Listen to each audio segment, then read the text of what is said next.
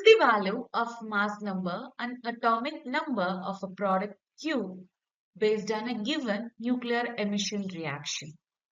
It's given in the question. The initial atom X has a mass number of 290 and the atomic number of 82. And it's given in the question. It is undergoing the alpha particle decay, which means it is producing helium with a mass number of 4 and atomic number of 2. So definitely there will be the change in atomic and mass number of X atom.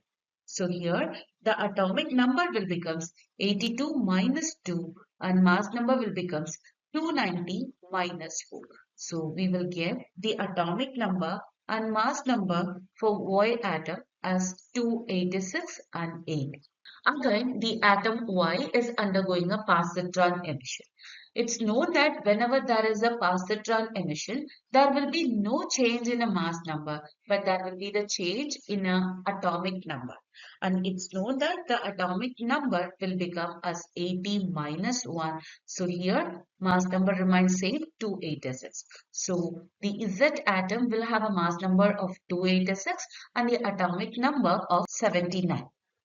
Again, it's mentioned in the question, the Z atom is undergoing a beta negative decay. So whenever there is a beta negative decay, the atomic number will increase by 1.